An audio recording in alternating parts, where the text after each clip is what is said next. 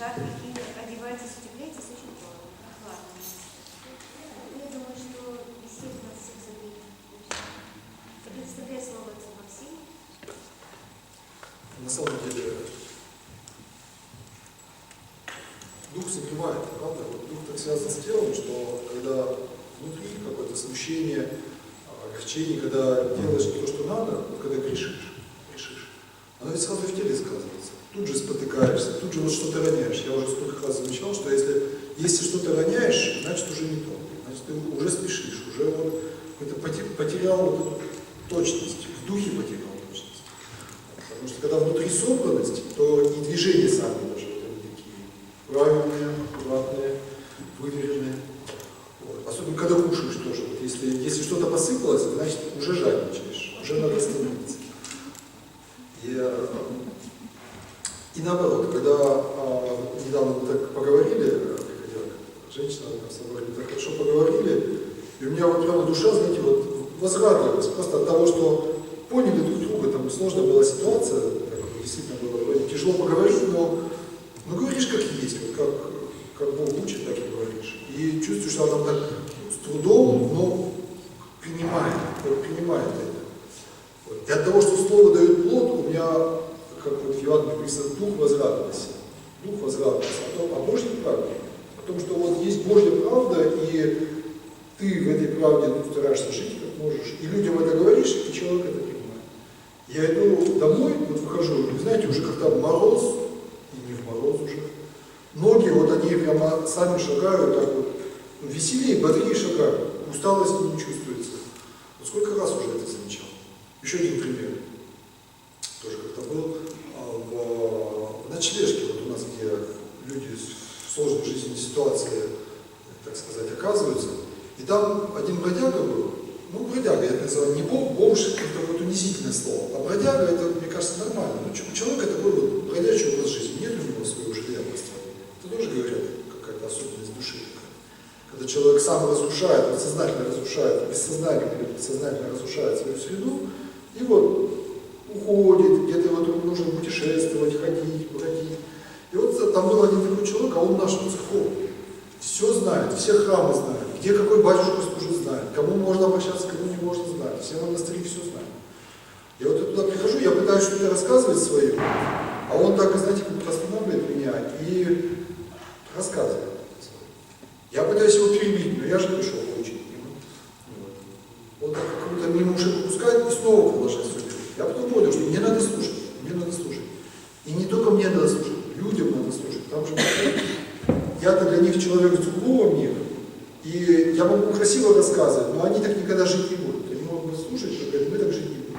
А вот когда товарищ верующий, вот это для них уже живой пример. Для них важнее послушать его, чем его. Потому что это живой носитель веры. То есть можно жить, можно быть бродягой, и при этом быть вот христианином. Настоящим христианином, верующим, он потом приходил, к нам даже причащался. И вот, наверное, целый час в итоге я его слушал. Он какие-то простые вещи рассказывал про храмы, вот, где он там он пожил, потом туда он пошел, потом он до Самары путешествовал, потом возвращался, и все, вот, вроде ничего особого, знаете, рассказывал. А потом мы попрощались, уже время позднее, я иду домой, думаю, что такое? У меня вообще никакой усталости нет после целого дня. Вообще в голове никакой тяжести не чувствую. Спина, вот прям, знаете, как будто вот после такой хорошей тренировки. Ноги шагают сами, откуда у меня силы-то прибыли. Я понял, что это вот разговор с ним, он столько проявлял мне сил. Вот, на полную прямо. И вот таких много примеров. Недавно тут с друзьями поговорили, друзья студенческие. Вот с ними посидели тоже, а был праздник Рождества Христова. Представляете, это весь день после ночной службы, еще ранняя служба, весь день на людях, весь день на ногах. И звонит друг днем, говорит, когда увидеться? Я говорю, вечером, 9 часов, наверное, в 10 буду дома. Говорит, 10 это не поздно, я говорю, сегодня праздник, сегодня до упора. Говорит, мы в 10 придем, нам очень хорошо. И вот они в 10 часов пришли, мы с ними сидели, пили чай, вино даже было по рюмочке, вино же не пьют, да, вот вчера праздник был, обрезанный Господень, там специально говорится, что вот словесники запрещают употреблять пищу, то, что Бог создал. Вино не грех. Если не для пьянства, если не пьянствует, то вино не грех. Вина выпили перед ручки, чаю выпили, посидели, поговорили, вспомнили времена добрые студенческие, о нынешней жизни поговорили, о перспективах, о экономике, о войне, обо всем. Они ушли, мне так легко, знаете, как будто я душ принял, в баню сходил, вот прям вся усталость дневная, вся была душная. Вот радость, она действительно, надо учиться вот этой радости искать, ловить. И тогда и в теле тогда будет бодрость. Ну как же люди есть, читаешь, у святых, вот вспоминали 31-го, это значит 13 числа, да, Меланию, святую Меланию, в пятницу, да, преподобная Мелания Римляна. Вот как она спала по 2 часа, как люди спали по 2 часа, как люди кушали там, через день, потом она стала кушать там еще только в субботу, воскресенье. Как вот это так было? Так, это же как раз, это не просто человек ограничивает себя, а человек замещает свои интересы духовным, то есть человек живет духом. И вот это духовное, оно постепенно под себя выстраивает телесно. На самом деле человек, я верю, что он может за 2 часа выспаться полностью. То есть организм, он так мобилизуется, он так сосредотачивается, что за 2 часа все вот эти внутренние процессы, там, очищение и так далее, обмен веществ, которые обычно ночью проходят, они все могут пройти. Вот сейчас крещение Господне впереди. И тоже замечал, вот, в ледяной воде искупаешься, тоже целый день позади, столько дел всего. Я помню как-то, да, по-моему, нет, да, это был праздник крещения Господня, а на следующий день собор Предтечи Иоанна. Вот. Я вот так вечером пришел еще искупавшись, день был очень тяжелый. И думаю, идти завтра на службу или нет. Череда была не моя, то есть можно было не ходить. Вот будильник не ставлю. Все. Вот встану, да так, что еще успею молитву прочитать, вот встану и пойду. И все, лег спать. Встаю прям ровно как по часику, вот, чтобы вот встать, прочитать вот молитвы всех службы как причастию и пойти. И пошел свежий вот. Вот так вот святые они жили, поэтому надо жить духом. Просто поститься не получится. Просто вот так сидеть и сказать, я там сегодня день не кушаю. Не получится. Даже если ты не будешь не кушать, но у тебя внутри такое будет вот, мучение такое, вот, страдание такое, потому что ты не ешь, вот это себя будешь терзать. Вот. А когда жизнь сложится так, что ты и не можешь покушать, допустим, вот, как-то бывает, да, только вот часа в 2-3 пообедаешь. Ну так вот, служба, потом сразу крещение, после крещения еще кто пришел на крещение, потом еще какие-то дела, еще. И вот так до 3 часов опять сдвигается, и ничего, нормально, самое раз. А если просто потом до 3 посидеть без обеда, тяжело, наверное, и не выдержишь. Так что вот так вот с вами. Вот мы тоже сегодня приехали с основной библиотекой, сразу приехали, сейчас еще пойдем, еще на встречу у нас сегодня на фильм. Слава Богу, когда вот так. Я поэтому всех призываю, советую, надо так жить. И праздники надо проводить, воскресные дни надо проводить. Вот когда сказано, что воскресный день Богу посвящать, это же не день вести, это же как раз день служения, день полного служения Богу. Недавно видел эту женщину в соборе, она в трапезе это все помогает. Вот она каждый день с утра до вечера, без выходных, без праздников, без каких-то особенностей, тоже деятельность, тоже минуты. Нет каждый день, с утра, там, часов с 7 утра и до 9, до 10 вечера. А если поздно, я иногда и прямо тут еще, у меня раскладушечка есть, я тут еще вот. Мне стыдно стало, Господи. Мы священниками себя называем, но у нас никто почти так и не живет в службе.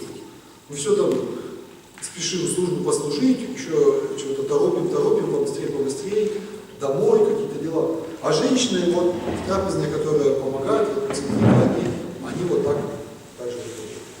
Это не стыдно иногда. Перед чиновниками иногда стыдно становится. Я тут посмотрел как-то в мае, как один парень, у меня тоже одноклассник в Москве, работает большим чиновником, типа заместителем министра Москвы или что-то. Я посмотрел, как они работают. Вот мы с ним тоже сидим, уже 10 часов вечера, он непрестанно на телефоне. Причем всерьез и очень искренне они обсуждают вопросы, там какое-то постановление надо принять, он занимается как раз вот, пенсионерами, какими-то социальными программами. И они с другим, вот, тоже заместителем министра, все вот обсуждают, как это сделать. У него гость, понимаете, из Края приехал, а он вот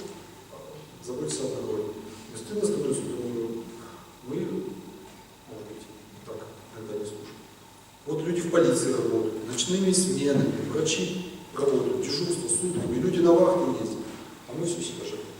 Надо себя жалеть. Надо себя жалеть. Не просто так не жалеть, а надо для Бога себя не жалеть. То есть надо себя отдавать. Вот как раз у нас сегодня тема, это тоже такая, тема духовное образование, а эта тема как раз, где тоже люди себя жалеют, постоянно жалеют. Вот и будем сегодня говорить, что такое духовное образование. Ну, вообще образ это, что такое образ? Образ это отображение. Да? То есть нечто, есть определенная реальность, и вот эта реальность, она себя куда-то передает. Ну вот, допустим, фотоаппарат, телефон. Ты видишь солнце. Красиво. Ты взял телефон, сфотографировал. Вот в телефоне появился образ солнца.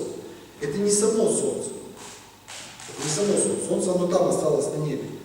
Но тут настолько точно передано это солнце, вот его форма, цвет, что вот спросить человека, что это такое? Скажем, это солнце. Это буквально солнце. Вот это есть образ. Вот человек есть образ Божий. То есть Бог в человеке вот как бы отпечатался. Настолько точно, что мы можем сказать действительно, что человек он и ангел, да, он такой маленький Бог, можно сказать. Христос даже напоминает эти слова, вы же боги, то есть вы же божественны, вы сыны Божьи. Настолько точно человек, он на самом деле отображает себе Бога. Бог бессмертен, человек бессмертен. Бог творец, человек единственный из живых существ, который что-то творит новое. Да. Бог есть благо, человек вот он тянется к благу. Да. У Бога есть свобода, человек дана свобода. Что еще? Бог есть Слово. И говорит Слово, творит Слово. И мы тоже Слово говорим и творим, создаем из ничего Слово. Да? Создаем реальность, создаем статьи, книги, библиотеки. Кто-то же когда-то сказал, пусть здесь будет библиотека. Вот появилась библиотека. То есть слова наши воплощаются в жизнь. И Бог, самое величайшее, Бог есть ум. Бог есть ум. Разум, премудрость. Весь мир создал. Иногда, как прочитаешь какие-нибудь медицинские статьи, издания, просто удивишься, неужели это в человеке может быть настолько все сложно? Там вот описание всех вот этих процессов, клеточных, гормональных, даже страшно становится. Как это вообще можно все знать? Это неужели есть люди, ученые, которые это изучают? А они ведь много еще не знают. Обычно ученые, чем больше раскапывают, тем больше они ужасаются, сколько там оказывается еще всего исследований. И только раньше казалось, что так вот просто взял, весь мир как будто бы устроен из атомов. Когда до атомов докопались, там оказываются еще всякие протоны, нейтроны, электроны. Думали, ну все, а это уже, наверное, последняя инстанция, это уже какие-то неделимые кирпичики. Вот. Потом оказалось, что нет, ничего подобного, там внутри еще все из чего-то состоит. Вот. И как рассказывал один физик-ядерщик, который сам этим занимался, материи вообще никто не видит. Все эти пластмассовые шарики на палочках, которые нам в кабинете физики показывали, это такие устаревшие модели. Никто не видел материю, ее нет. Вот как таковой, как мы представляем себе материю, как вот что-то такое твердое, ее нет. Есть какие-то частицы, которые движутся, их можно описать, но непонятно, то ли они материальные, то ли они это просто такие, можно сказать, искусственные энергии, у них нет массы покоя. То есть нельзя взять вот частицу, здесь сказать, вот это все, вот это кусочек чего-то, что уже разделить невозможно. Таких нет. Действительно понимаем, что Бог Словом создал мир. Слово это энергия, слово это выражение любви. Почему мы и говорим, вот, что важно молиться, да? Потому что молитва это и есть слово любви. Слово любви. Ты творишь, ты не просто ходатайствуешь перед Богом, ты творишь реальность. То есть когда ты молишься за усопшего, ты можешь сказать вот этими словами, этой молитвой, ты создаешь вот эти ниточки любви, вот эту энергию любви, да? Вот эту реальность любви, что мне нужен этот человек, я за него буду молиться. Я не хочу, чтобы он пропал, не хочу, чтобы он погиб. Даже если за самоубийство тоже не молимся, да, есть и такая молитва. Пускай там домашняя, церковная, все это различается, но сама молитва, она продолжается. Имя произносится. Ну и, естественно, дела идут вслед. Если слова без дел, то плода никакого не будет, а если за словами дела, то, значит, эти слова истины. Если слова истины. Если мы просим у Бога милости и сами эту милость творим, значит, наши слова истины. А если мы говорим, Господи, помилуй, а сами милости не творим, значит, наши слова ложны. Тогда это яркое слово, тогда ты лжец. Тогда тот, кто говорит, что Бога любит, а брата не любит, тогда ты лжец. Как ты можешь любить Бога, когда ты брата, это все создал. Вот этот сложный, огромный, такой непостижимый материальный мир, а Бог сотворил ничего. И это же надо было задумать, это же не могло получиться просто так. Вообще ничего не бывает просто так. Вот микрофон уже не может получиться просто так. Телефон не может получиться просто так. Мы видим, да, вот создала философию, все это разработала, создала. Так же и мир. И вот у человека величайшая сила – это сила ума. Это сила ума, сила разума. Я почему это так пространно подчеркиваю, потому что в церкви иногда есть тенденция, такая опасная тенденция, как бы отвергать эту силу. Отвергать. Некоторые даже начинают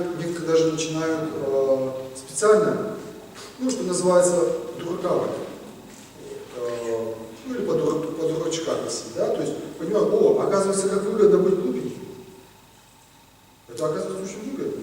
Дай-ка я буду, ой, батюшка, да я ничего не знаю, ой, да куда нам, да нет, куда мы там, это мы не можем, это мы не можем, ну, мы только можем говорить, какие мы немощные есть. Это, конечно, неправильно, когда человек искусственно вот так занижает свои способности, это неправильно. Это получается закапывание таланта в землю. Да? То есть надо учиться премудрости. Не зря же в этой Библии об этом говорится, в премудрости Соломона, что сын, выслушай вот эти притчи, научись, спроси у старцев, как люди жили раньше, научись. Иногда так прямо удивишься, вот эти особенно древние книги, как там коротко и точно сказано, да? Как вот емко, как глубоко вместе с тем. Вот. И поэтому надо учиться. Вот другой вопрос, что разум наш испорчен. Вот это другой вопрос. Что ему нельзя доверять, вот нашему, своему разуму нельзя доверять в полной мере. Что он стал кривой, что он стал самолюбивым, что он стал похотливым, да? Что он стал плотской разум. Вот этому разуму нельзя доверять. Его надо исправлять. Его надо исправлять Божьим Словом, его надо просвещать. Вот наша в этом задача духовного образования есть.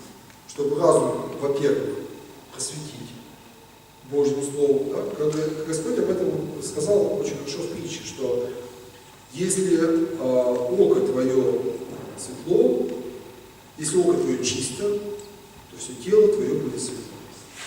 Что такое око? Око – это как раз ум для души. Как глаз для тела, так ум для души – это вот как бы глаз, куда ты смотришь. Кстати, потом Господь сразу поясняет по поводу сребролюбия. То есть, если ты смотришь на земное, то есть, если ты ищешь земное богатство, ну, что ждать от этого пути? Куда это приведет? Если ты простого не понимаешь, что ты голый в мир пришел, и ты отсюда ничего не унесешь, но насколько безумно, насколько бессмысленно собирать себе земные сокровища. Это же просто... Это вот то же самое, что человека, приговоренного к смерти, вот все, ему вынесли уже смертный приговор, завтра, послезавтра его расстреляют, а он, не знаю, кинжалом пишет, судится с кем-то, обижается, ругается. Ну, смысл уже какой? Все, тебе осталось только с этой землей попрощаться, да ты уже раздай все. Так же и мы, собирая земные сокровища, просто смешны, глупые. Поэтому просвети свой ум божественным догматом. Да? Помни о том, что ты Богом создан, что Бог всемогущ, всеведущий, что Он благ, что Он есть Святая Троица, что Бог пришел в мир в Иисусе Христе, что Он придет второй раз.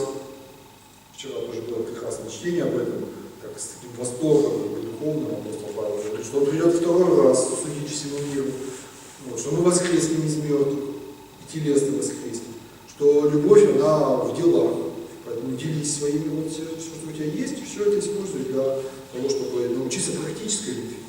Не экстатической, не эмоциональной, да, не сентиментальной, а практической любви. Вот когда у тебя это в уме будет как дважды два, ну тогда ты можешь сказать, да, ты познал премудрость Божию. И еще, вспомнил одну фразу из Библии, начало премудрости – страх Господь. То есть бойся Бога, бойся. Чувствуй, что Он рядом. Чувствую, что Он накажет за неправильные слова, чувствую, что Он может помочь, если ты действительно Его об этом просишь. Бойся Его прогневать, бойся Его потерять, бойся Ему не соответствовать. Вот тогда будет у тебя премудрость. Он тебе покажет великие тайны, никакой ученый не сравнится. Как Паисий Святогорец говорил, все ученые мира, если соберутся, то одного псалма не напишут. пишут этому самому. На самом деле, то есть мы не отвергаем науку. Вы знаете, что у нас есть верующие ученые, и святые даже были. А мы просто говорим, что наука, которая вот горделиво заявляет, что, дескать, мы можем все, она как раз ошибается. Она как раз спотыкается. Потому что про духовную эту сферу она ничего не может сказать. У науки есть свои методы работы. Она может изучать материальный мир, она может ставить эксперименты, она может собирать данные, она может проводить наблюдения. Но в духовный мир она же не может залезть там, со штангенциркулем, со спектрометром, с реактивом. Не может. Это душа, это сфера слова, это сфера свободы. Там другие законы, там другой метод, там другой инструмент. Там только словом можно действовать. Поэтому, если наука утверждает, что Бога нет, смело закрывайте такую науку и выбрасывайте. Ученому этому можете не доверять, который говорит, что Бог. Книги научные, если там она пытается доказать, что Бога нет, можно ее вообще во внимание не принимать. Это значит, она уже забыла свое место. Помните, вот в Карелии там сверлили скважину сверхглубокую, до сих пор там стоит вот эта знаменитая такая, 10 километров или больше прокурили подземные, чуть ли не 30. И вот, известная история, там раздались какие-то звуки, записали какие-то звуки. Это было еще в советское время. Вот. И вот одного ученого спросили, что это такое. Он говорит, я в Бога не верю. Но я как ученый должен сказать, да, там действительно были какие-то звуки, и мы до конца их природу не знаем. Это были не наши, не технические звуки. Что-то там такое было. Что мы не знаем. Поэтому я честно говорю, что отвергать это я не могу. Вот это честный взгляд ученого, который понимает свое место. Что что-то исследовано, что-то не исследовано. Вот. Поэтому также ученые должны сказать, да, мы материальный мир изучили, но есть мир духовный, который нам не подвластен. Мы можем верить, что Бог есть, мы можем верить, что Его нет. А утверждать, что Его нет, невозможно. Потому что как можно доказать то, чего? Можно доказать то, что есть. А доказать то, чего нет, это то же самое, что доказать, что, допустим, нет, допустим, на Земле нет динозавров. Вот есть такое утверждение, что на Земле сегодня динозавров нет. А это утверждение логически абсурдно. Что всю Землю обошел. А что ты знаешь, что там делается в океанах на глубине 5 или 10 километров, когда туда глубоководные аппараты едва спускаются? А может там живут какие-то морские чудовища, которых можно назвать динозаврами? Может они где-то там в горах или под землей? Ну кто знает еще. Мы же не все исследуем. Не все исследуем. Поэтому и так утверждать нельзя. Вот нам с вами очень и очень нужно вот духовное образование, духовное просвещение. Как оно строится? Сегодня об этом наш разговор, как оно строится. Ну, первое, конечно, всегда это самый лучший способ, это из уст в уста, из глаз в глаза, то есть от человека к человеку, от живого человека, чтобы ты его видел. Вот этим сильна церковь, всегда сильна, да, что церковь это всегда живые люди. Книги, школа это все второстепенно, самое главное живые люди. Поэтому и в основном люди-то приходят в церковь к Богу все-таки через человека, да, услышав вот этот живой опыт веры, от учительницы, может быть, она даже сама себя не чувствует как человека церковного, но у нее бабушка была верующая. И вот учительница повторяет, как бы, пускай неосознанно, но те слова, которые бабушка говорила, не судите, не будете судимы. А ребенок чувствует в этих словах такую вот силу правды, да, силу Божьей заповеди. Помню, как в 5 классе вот учительница включает на радио няню, а тогда Библия входила в школьную программу, оказывается. И когда включает, я помню, с таким трепетом слушаю эти слова библейские, первые строчки Евангелия от Матфея, что Авраам родил Исаака, Исаак родил Якова, Яков родил Иуду и братьев его. Я их, конечно, не понимаю, о чем эти слова, но я понимаю, что в них вот очень важное, вот это что-то, что вот выходит за пределы нашей жизни, я это пишу, стараюсь аккуратно писать, не небрежно, понимаю, что если я буду небрежно вот эти слова писать, то это что-то будет в моей жизни нехорошее совсем. Вот это чувство благоговения, да, то есть человек передает. Самое лучшее человек к человеку. Ну, семья, естественно, да, Бог так установил, что никогда не бывает человека пустого. Все мы рождаемся от мамы и папы, все мы рождаемся в семье, у всех у нас есть братья, сестры, бабушки, дедушки, растем в окружении. Вот самое лучшее духовное образование это живые люди. Живые люди. сестры. Ну, а бывает, что этого мало. Бывает, что этого мало. Родители чувствуют, что они не все могут объяснить. Что надо ребенка в церковь водить. И вчера тут спрашивает на днях девушка, говорит, ребенку нравится 3 годика, парню 3 годика, а он прямо зовет, мама пойдет. Ну, говорит, не ведет себя не очень хорошо. Ну, как не очень хорошо? Ну, ходит. Ну, там кому-то что-то спрашивает. Это вообще не препятствие. Ходите, пока он хочет ходить, пусть впитывает. А люди, молящиеся, они понимают, что ребенок есть ребенок. Ничего страшного. Ничего страшного. А вот мама чувствует, что сама не все может объяснить. У нее самой знания пока такие поверхностные. Поэтому первая ступенька духовного образования это будет воскресная школа. Воскресная школа. Так? Это обычно с 3 лет, с 4 есть совсем, вот у нас здесь, например, при соборе для малышей. Но обычно в храмах с 6-7 лет, как раз тут возраст, когда ребенок становится, так сказать, уже таким оторванным от родителей, да, то есть он более-менее самостоятельный. Вот. А первый, кстати, кризис самостоятельности это 3 года, поэтому и Деву Марию Богородицу в 3 года приводят в храм. Поэтому с 3 лет уже действительно может быть внешнее обучение. Это может быть няня, гувернер, кормилица, да, как раньше говорили. Не зря же Пушкина наша. Арина Веденова научила всей премудрости. Воскресная школа, садик, есть и православные, кстати, садики. Есть садики даже у нас в городе, есть такие с православным компонентом. Если не обычный, муниципальный, но там вот очень такая сильная программа образования. Там, конечно, бережно, нежно, через картиночки, через отдельные такие вот так деликатно, уже можно начинать вот это духовное образование. Не говоря, конечно, о том, что на самом деле родители занимаются им еще до зачатия ребенка. Потому что какие мы, такие дети. Вчера в автобус садимся, и заходит женщина с дочкой. Насколько бывают дети похожи на родителей. Не только внешне, но мама такая своеобразная по внешности, а дочка прям вот как копия. И по внешности мама там зашла, карточку положила, тут же повернулась и к окну. И дочка прям, знаете, вот в движениях, вот во все. Ну точно, вот яблоко от яблони недалеко падает. Поэтому мы все тоже. Мы рождаемся от родителей, все их страсти, привычки, добрые наклонности. Все нам вливается. Поэтому еще до зачатия, да, надо воспитывать ребенка. Как мы создаем семью, как рожаем ребенка, как его вынашиваем, как его грудью кормим, да, как его просто кормим. Это все очень-очень влияет. Не зря же Сергий радуется, ну не пичкали же его по среду пятницы. Да? Ну не хочет ребенок кушать, ну пускай не кушает, хорошо, постник растет. А у нас бы сегодня что началось? Ой, как к врачам мы небось повели. Если ребенок 2 раза в неделю не кушает. Пичкой все детей, конечно, закармливают. Слишком много. И не только в плане еды. Чадо тела. Сейчас вот в основном воспитываем чадо тела. Это в крещении, там есть такая молитва, вот уже перед самим началом крещения. Да не к тому чадо тела будет, но чадо твоего царствия. То, что ребенок рос не чадом тела, чтобы он поменьше он думал обо всем вот этом вот материальном, телесном, поменьше. Да радуйся, если ребенок кушать не хочет. Радуйся, если он скачет, играет. Радуйся, если он там игрой увлекся и сидит играть. Не надо его отрывать. Пусть покушает попозже. Пусть он не хочет сидеть, да пусть вообще не ест. Ну, допустим, вот пропустил ребенок ужин, так и благо. И порадуйся вот это. Нет, сами же хотим. Сами заставляем, сами усаживаем их за мультики эти.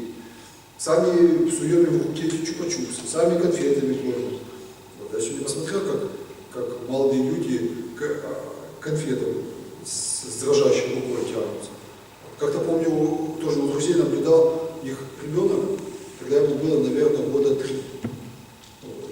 И как от него конфеты прячут, а он, знаете, аж вот так вот, с дрожью за ним смотрит. Вопрос, а зачем туда давать? А зачем вообще было приучать ребенка? Можно же было конфеты не давать, вообще не знал бы ребенок, что такое конфеты. А лет в 7 бы попробовал в первый раз такие, может быть, уже и не стал бы сладкоежкой. Вот есть же такие, не сладкоежки. Ну ладно, какая у нас следующая духовная будет ступенька? Немножко еще по воскресной школе договорил. Вот лет в 6 там уже можно говорить о серьезных вещах. садике, например, разговариваем, подготовительная группа как раз 6-7 лет, это вот начало такого прям уже духовного образования. Это может быть в садике могут быть встречи. Кстати, организуйте.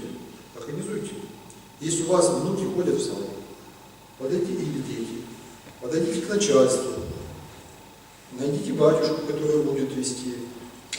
Документы позволяют, надо просто грамотно это оформить, составить программку. Там везде сейчас есть региональный, национальный этот компонент. Все это можно оформить, согласие с родителей собрать. И пусть раз в месяц приходит священник писать. И пусть раз в год вы выходите вместе с группой на экскурсию, в собор, в храм, в монастырь, в поездку, к святыням. Вот, чтобы среда формировалась вокруг ребенка, да, чтобы не только своего чадушку воспитать, а чтобы вокруг него, чтобы и другим тоже положить. Ведь кому-то может не до того, а вы, может, станете таким светом. Дальше школа. Вот, если говорить об обычной школе общеобразовательной, тоже здесь я вот все удивляюсь нашим родителям.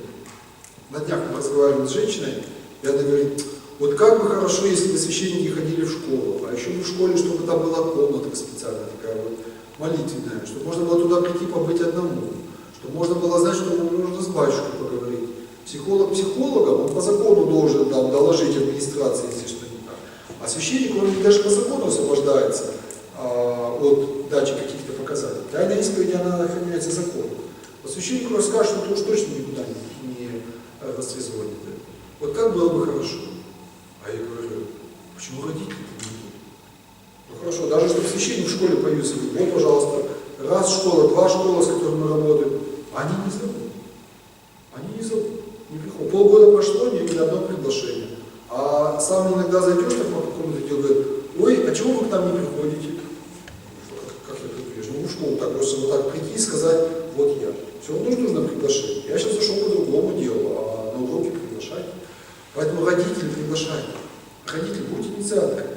Сделайте так, чтобы в вашем классе, вот у вашего ребенка, раз в год хотя бы, я считаю, что это мало, но это, ну такой, пускай это будет прожиточный минимум, появлялся священник. Пускай это будет классный час. Может быть, это будет выход куда-то, начиная с 1 класса, на экскурсию, да, на беседу. Найдите этого священника, говорите с ним. Возьмите согласие у родителей. Пускай, если кто-то не хочет, не присутствует, не надо это делать обязательно. Можно это сделать в виде совместного собрания, дети плюс родители. Возьмите это в свои руки. Но на 30 человек, на каждый класс 30 человек есть как минимум один православный человек. Это по статистике. У нас в среднем все это вот так 1, 2, 3% это верующие люди. Ну, активные верующие. То есть в каждом классе есть такой человек? Есть. А почему не организовывают? Почему не приглашают? Почему не заботятся об этом? Надо заботиться. Такая катехизация школы. Вот. Ну, воскресные школы, они у нас идут примерно вот как раз лет до 12, до 14. С 12 с 14 лет дети, естественно, вырастают из воскресных школ, все им это уже неинтересно. Они уже хотят идти своим путем. Пока родители водили, они ходили на службу, в школу. Подросли, все. Поэтому что дальше не надо? Дальше идет следующая ступенька духовного образования, это молодежные клубы, школы. Тут у нас, конечно, пожалуй, самый большой такой прогресс. Мало.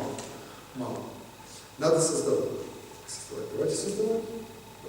Кто будет создавать? Во-первых, священника надо попросить. Ведь в каждом храме есть свой пастырь, настоятель. Вот ко мне одна мама обратилась в августе. Она говорит, вот моя дочка, а ей сейчас 14. Она ходила к вам в воскресную школу в свое время. Сейчас она, конечно, уже выросла, уже ходить больше не хочет. Но хочется ей что-нибудь, да, ей хочется дальше какой-то. Знаете, с этим трудно, но я буду думать. Пожалуйста, через полгода мы создали, даже меньше, создали молодежный клуб. Правда, эта дочка так ни разу его еще не пришла. Вот мы для вашей дочки создали молодежный клуб, приходите. Ни разу не пришла. Но сегодня вот мы провели киноклуб, например, сколько у нас, 9 человек было. Хорошо пообщались, скажите, хорошо. Смотрели фильм, пообсуждали. Молодежная работа. Дальше будем, дальше больше, дальше расширять. Поэтому нам надо осознать себя как члены церкви. Не просто, что нам все сверху готово дается, надо создавать. Иногда на себя взять.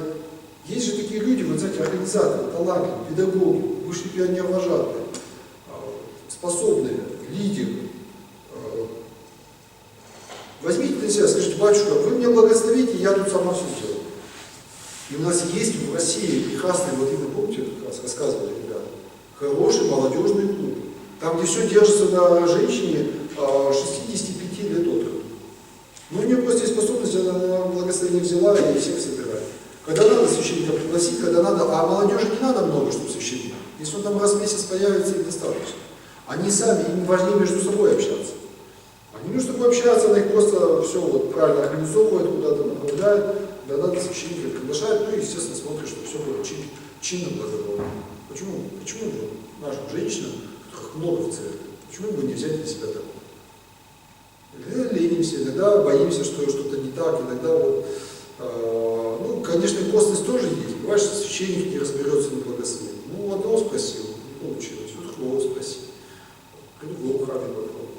Кто ищет, найдет, да, ищите, получите. Что потом дальше? Молодежи понятие растяжения. В принципе, со всеми натяжками можно его даже и до 40 лет растянуть. Даже можно еще и больше.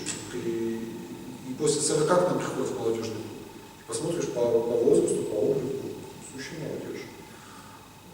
Рады молодежный клуб и доходит до 45 лет вести. Вот наши такие вот формы: курсы, школы, беседы просветительские. Напоминаем, что у нас по понедельникам школа православная вера. Звонится проходит. Вот я сам ходил все время на библейские курсы, вот отец Сергей вел, замечательные библейские курсы. Несколько священников оттуда сформировалось.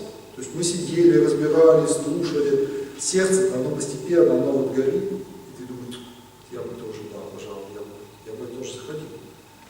И вот я к владыке, когда подошел, пару месяцев назад, говорю: владыка, давайте вот мы такую школу организуем. Он говорит: да, надо. Говорит, потому что я в свое время вел, и тут же перечислил, говорит, вот как раз вот эти вот священники, из Андрея, из Бориса, там еще кто-то. И они как раз оттуда и вышли. То есть они ходили ко мне на курсы, когда, говорит, вообще на квартире проводили эти беседы пасторские, а они потом стали священниками. А как воспитывать? У нас сегодня дефицит священников. Вот. И нам все кажется, что они откуда-то должны вот так сами прийти. И ниоткуда они не прилетят. Их надо воспитывать, их надо подбирать, их надо приглашать. Вот из числа прихожан, из числа благочестивых людей, молодых, школьников, студентов. Приглашать, воодушевлять, вдохновлять, предлагать. Вот. Так, глядишь, человек сменит себя. Дальше что вот у нас идет? Духовное училище. У нас здесь есть Сыктывкаре, духовное училище. Сейчас называется оно Сыктывкарский центр подготовки церковных специалистов. То есть это средняя ступенька духовного образования, средняя, то, что соответствует технике. Вот как есть у нас автомеханический техникум, да, такой технологический. Вот также есть духовное училище. Он готовит специалистов по приходскому просвещению. То есть как раз люди, которые при приходе помогают, ведут сайт, ведут группу, работают в лавочке, ведут воскресную школу, ведут молодежный клуб, кружок, руководят хором, алтарничают, миссионерствуют, ходят, ведут в школе основу православной культуры. Ну и так далее. Образование идет 3 года, бесплатно, 2 сессии в год по неделе. Ну, конечно, учиться надо. Надо сидеть, заниматься, примерно час в день, час, чуть больше в день надо заниматься. Дерзайте, поступайте. Всех зовет, приглашаем, берите благословение. Нам очень нужны такие миряне, не только молодые люди, которые священниками станут. И девушки нужны, и женщины нужны, и бабушки нужны. Знающие, умные, грамотные, сведущие в литургике, в догматике, в церковной истории, в церковно-славянском языке. Потом идет семинария. Семинария – это уже высшее образование. Это аналог института. Для священника стандарт это высшее образование. Священник должен быть с высшим образованием. Он может начать с училища, у нас обычно так и начинают, то есть училище заканчивать здесь, а потом заочно можно заканчивать семинарию. Есть, конечно, люди, которые очно заканчивают. Вот. В семинариях есть и женские классы, это регенские, то есть руководство хором, и иконописцы. Может, еще какие-то есть отдельные там, по швейному делу, ну, это уже такие специфические, надо искать смотреть. Кстати, есть у нас еще гимназии, да, православные гимназии. В Кирове есть, я знаю, гимназия. Вот здесь у нас раньше была, сейчас создается гимназия, у нас в Преобразовском храме есть гимназия православная. Сейчас строится вот здесь на Бабушкина, бывший роддом, он же медицинский институт сейчас переделывается по православной кадетскую школу. Вообще по России немало таких школ. У нас на севере мало, а вообще по России немало. Есть прям с полным проживанием, с пансионом, такие кадетские, издевики, даже с 9 класса и прочее. Вот. А после семинария идет академия. После семинария идет академия. Академия это уже аналог магистратуры. Обычно в академиях в основном магистратура есть. Это уже богословие, это церковно-практическое отделение, это церковное искусство, история церковная. То есть это уже люди, кто такие вот магистры, с уровнем магистра. Это уже, как правило, руководитель. То есть это может быть настоятели каких-то центральных храмов, соборов, да, там действительно у человека уже в подчинении есть рядовые священники, ими как благочинные, например, управляют. Это руководители отделов. Сегодня для руководителей парафиального отдела считается нормой, ну, естественно, не всегда выполняется, но вообще в Израиле руководитель парафиального отдела должен иметь уровень образования магистратуры. То есть это требуется. У нас же есть парафиальное отдел по работе с вооруженными силами, отдел по социальному служению, благотворительности, отдел по тюремному, по медицинскому служению. Вот руководитель отдела в идеале это человек с высшим магистерским образованием, закончивший академию. Пока до этого далеко еще, но есть куда двигаться. Ну и последняя ступенька у нас образования – это так называемые кадры высшей квалификации. Это аспирантура и докторантура. Аспирантура, она тоже есть в академиях. Академия это у нас Московская духовная академия, Санкт-Петербургская, Казанская, еще, наверное, какая-то. Киевская была раньше, но сейчас не знаю, в каком она статусе, потому что со всеми этими расколами не разберешься, где что. Но всегда Одесская была, уже семинария академия. Есть еще у нас отдельное учебное заведение, это общецерковная аспирантура и докторантура. То есть сделали еще особое заведение, сейчас ректор отец Максим Козлов, общецерковная аспирантура и докторантура. То есть там тоже можно поступать в аспирантуру и в докторантуру. Причем появилась новая специальность теология. Если раньше духовное церковное образование оно было обособленное, государство его вообще никак не признавало. Никаким образом. То сейчас наши духовное образование, духовные заведения, они стали признаваться государством. Они, во-первых, имеют лицензию. Ну, это же все равно. Санэпиднормы, противопожарные требования, оформление там, безопасности и прочее. Поэтому государство лицензирует. Более того, оно дает аккредитацию.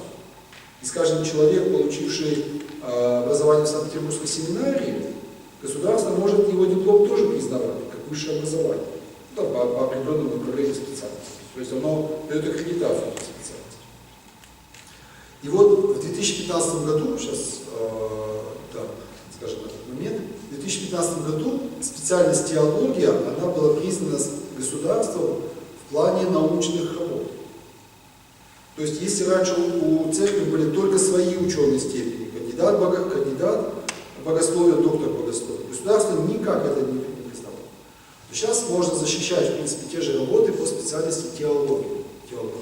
Теология вошла в паспорт государственных научных специальностей 2015 года, решение ВАК. ВАК – это высшая аттестационная комиссия, это главный орган, который у нас от государства все эти кандидатские докторские. И сейчас защищается диссертации по теологии. И даже, допустим, будучи кандидатом наук, скажем, кандидатом технических наук, кандидатом исторических наук, может быть такое. Вот, скажем, человек работает в университете, ведет занятия, он кандидат филологических наук. Он пришел в церковь. И стал уже в церкви действительно служить, помогать, там, заниматься образованием. Ему хочется дальше. И он может сразу с кандидатской, допустим, по филологическим наукам, сразу идти на доктора теологии. Каждый год идет прием, набирают группу, там 7, 8, 10 человек. Люди защищают работы серьезные, глубокие по возрасту. В разных отраслях деятельности. Допустим, скажем, у человека юрист работает в юридической сфере. А что у нас в теологии нет этой темы, что ли? Закон, допустим, законы свободы. Пожалуйста, бери понятие нравственности, закона, ответственности и изучай с точки зрения теологии. Человек истории, по истории тут и говорить ничего, да, это всегда была церковная тема. Филология тоже есть о чем сказать, сколько у нас заповедей о слове. Экономика, про экономику очень много заповедей в Евангелии, да, и экономика тоже должна быть божественной, тоже должна строиться по заповедям Господа. В этом году 3 человека, по-моему, из поступающих 3 человека, а так оказалось, что так или иначе связано с экономикой. Вот поэтому благо, что сегодня такие вот возможности будут образования есть. Вот как раз 45 минут, я всегда стараюсь на это время ориентироваться, это такой стандартный урок. Больше уже тяжело слушать, поэтому давайте монолог останавливаем и ваши вопросы или дополнения к нашей беседе.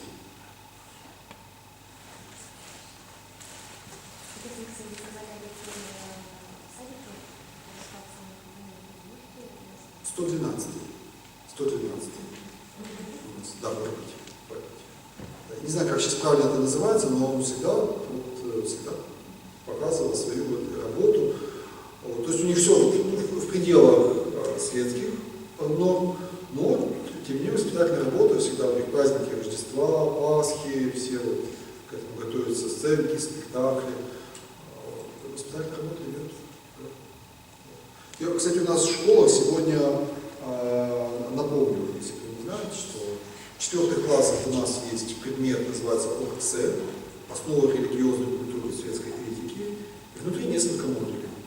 Основа православной культуры, основа светской этики, основа буддийской, исламской, иудейской культуры.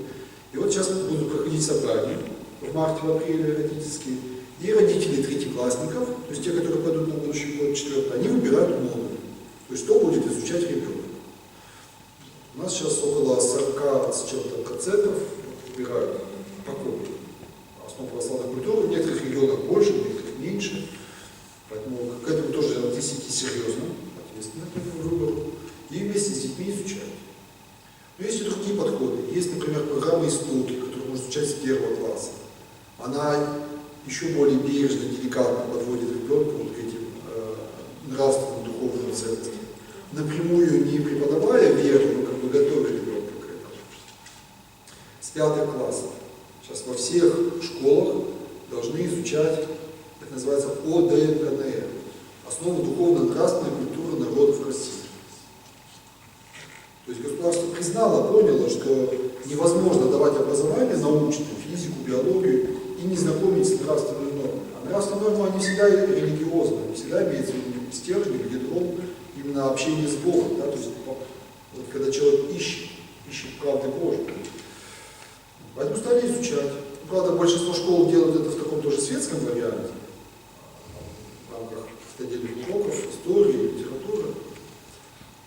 Но можно, как родители, как раз родители сейчас являются полноценными участниками образовательных отношений, требовать, просить, предлагать, что давайте вот в рамках ОДНКНР сделаем у нас такие встречи, беседы, выходы. Во многих школах вполне нас приглашают, все это открыто.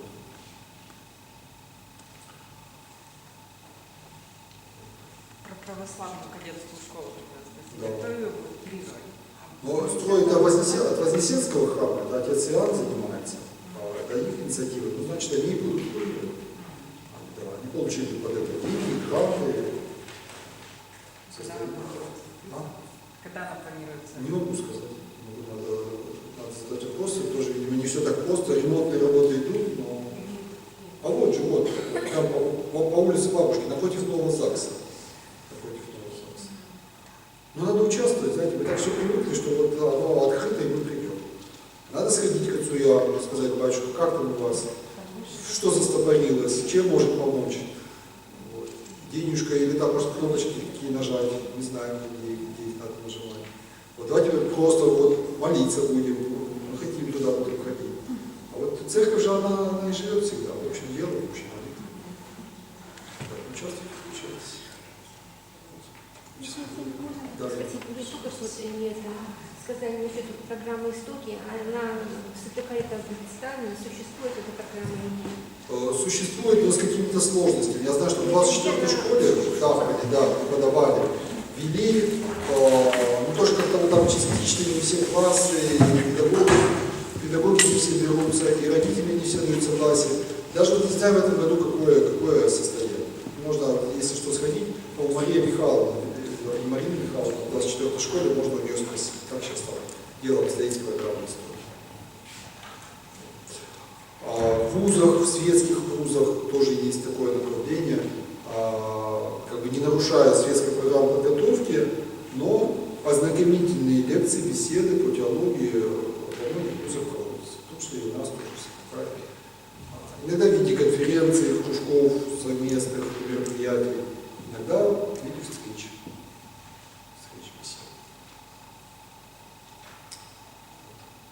То есть возможности образования у нас многоразличны. Ходите иногда по школам, да? Там дети откликаются? Ходят, да, дети слушают, в основном с большим интересом, вниманием. Школу приглашают, конечно, мало этого. Чувствуется, вот, очень часто в детях дикость такая чувствуется. То есть, что с ними вообще об этом не разговаривают, не дома, что их действительно воспитывают как чьё-то тело. Вот они знают, как кушать, они знают, как друг перед другом красоваться, они знают, как пользоваться средствами связи, это все знают.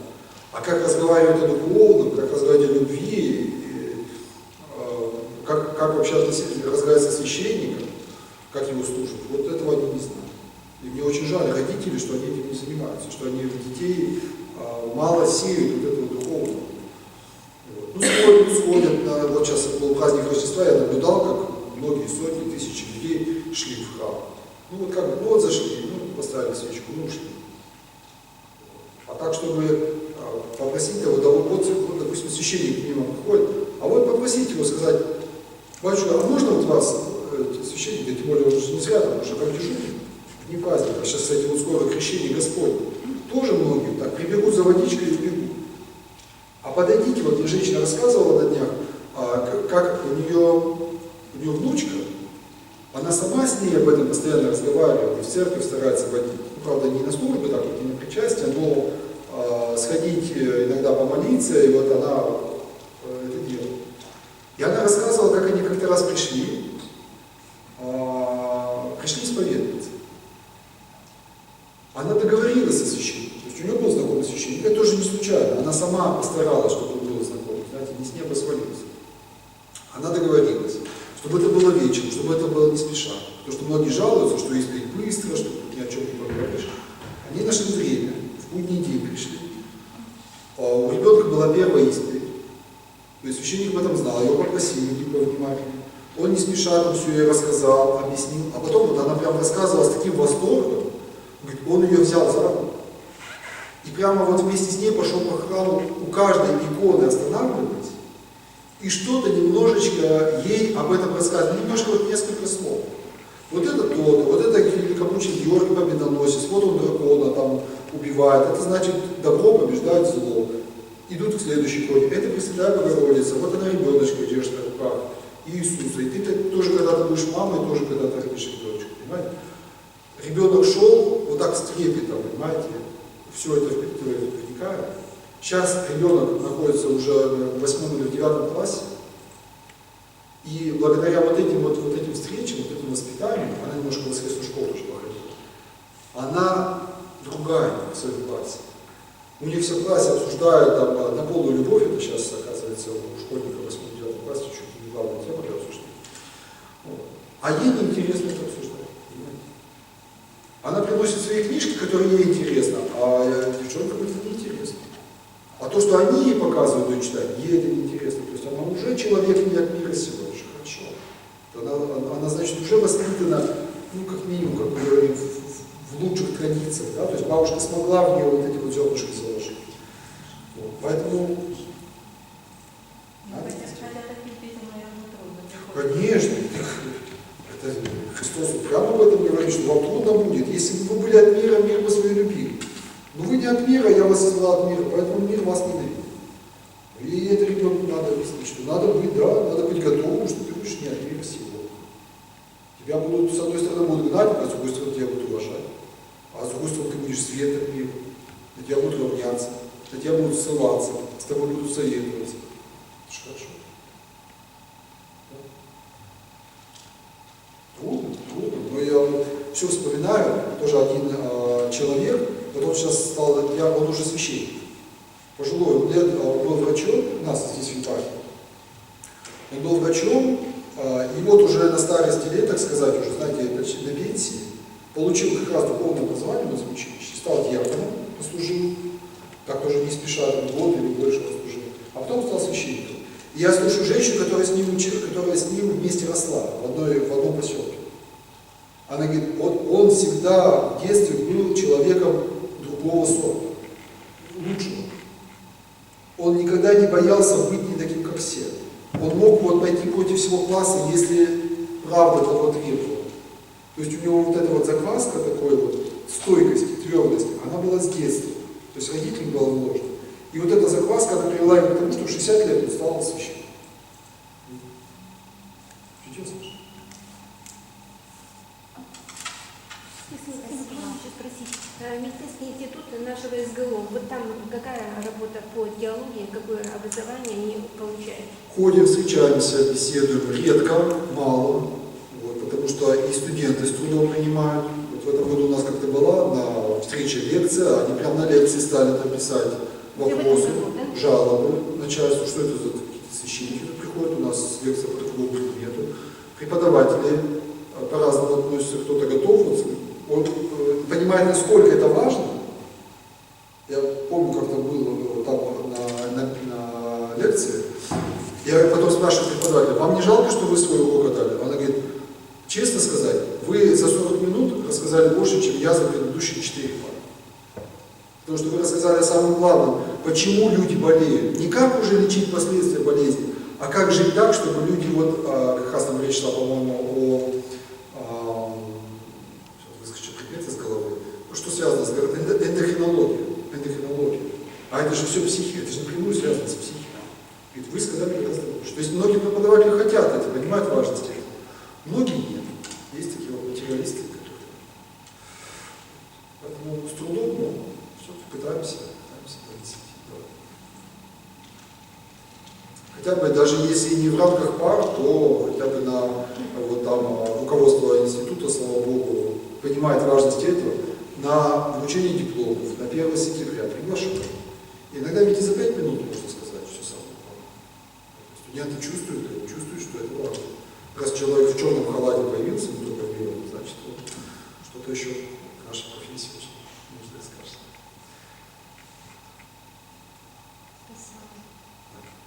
Ну что, завершим на этом как раз.